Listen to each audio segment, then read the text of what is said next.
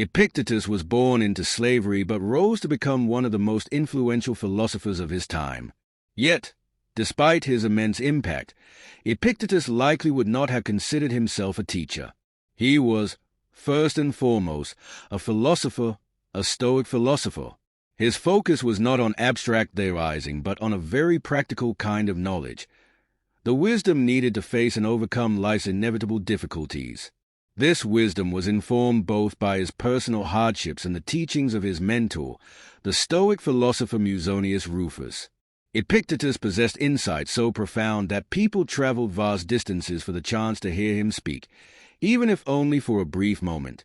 His audience ranged from the poorest members of society to the affluent and powerful, including future Roman Emperor Hadrian. Parents sent their children to learn from him, understanding that his teachings could shape their character and prepare them for life's challenges. Remarkably, the teachings of Epictetus did not fade with time. A devoted student, Arrian, meticulously recorded his master's words, ensuring that Epictetus's ideas would endure for generations. These teachings have since inspired countless historical figures. Roman Emperor Marcus Aurelius expressed gratitude for being loaned a copy of Epictetus's writings, crediting them with helping him govern wisely during a turbulent period. Centuries later, Theodore Roosevelt carried Epictetus's works during his perilous River of Doubt expedition. Admiral James Stockdale, who endured 7 years as a prisoner of war during the Vietnam War, leaned on Epictetus's wisdom for survival. The enduring appeal of Epictetus lies in his practical advice and his ability to teach resilience, discipline, and perspective. At the heart of Epictetus's philosophy is a profound yet simple idea. Divide and distinguish things into two categories: externals I cannot control and the choices I make regarding what I can control. Where will I find good and bad? In me, in my choices. This practice of differentiating between what is within our power and what is not is transformative. Consider a delayed flight caused by weather. No amount of shouting at airline staff will end the storm. Similarly, no amount of wishing can make someone taller, change their birthplace, or force another person to like them. The time spent railing against these immovable forces is wasted time, time that could be directed toward things we can change. Epictetus emphasized that all we control are the choices we make in the present moment. By focusing on what is within our sphere of influence, we not only become more effective but also gain a distinct advantage over those who exhaust themselves fighting unwinnable battles. It is not events that disturb people, Epictetus taught, but their judgment about things. This principle has influenced modern psychology, particularly cognitive behavioral therapy. The events themselves are neutral. It is our interpretation of them that causes distress. A comment might be labeled as offensive or rude, but that judgment is subjective. When provoked, Epictetus advised, recognize that your mind is complicit in the provocation. This practice requires humility, a virtue Epictetus held in high regard.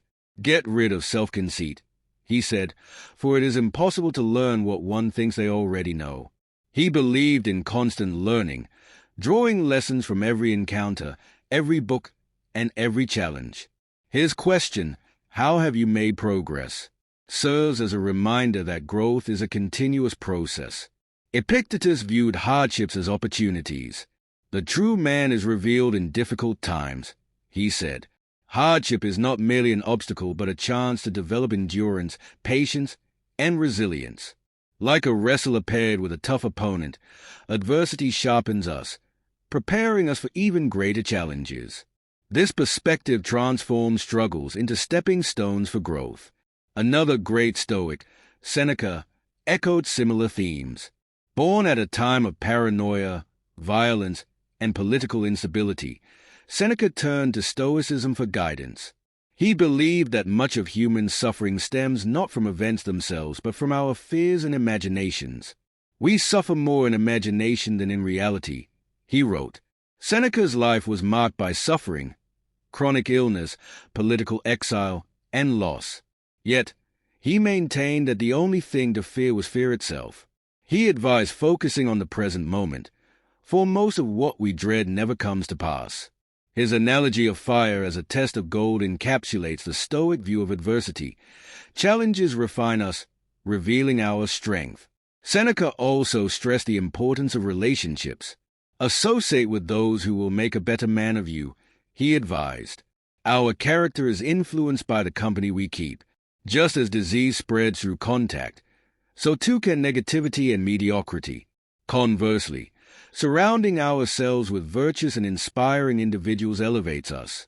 For Seneca, time was life's most precious resource. Most of death is already gone, he wrote. Each passing moment belongs to death, and what remains is finite. This realization is not meant to be morbid but liberating. It encourages us to live fully and immediately, wasting no time on trivialities. Marcus Aurelius, the Roman emperor and Stoic philosopher, also grappled with adversity. His reign was marked by war, famine, and plague. Yet his journal, Meditations, reflects none of the chaos. Instead, it is a profound exploration of virtue, duty, and resilience. Marcus believed in turning obstacles into opportunities. What stands in the way becomes a way, he wrote. Challenges, rather than being impediments, can be the very means by which we grow. Like a fire that consumes everything in its path, the Stoic mind turns adversity into fuel. Throughout his writings, Marcus emphasizes the fleeting nature of life. You could leave life right now, he reminded himself, a practice known as memento mori. This reflection on mortality is not meant to incite fear but to inspire gratitude and urgency. It sharpens our focus, helping us prioritize what truly matters. The wisdom of these Stoics, Epictetus, Seneca, and Marcus Aurelius, continues to resonate because it addresses universal truths about human nature and the challenges of life. Their teachings are not abstract philosophies but practical tools for living with courage, integrity, and purpose. Their legacy reminds us that while we cannot control the world around us, we can always control how we respond. And in that response lies the power to shape our destiny.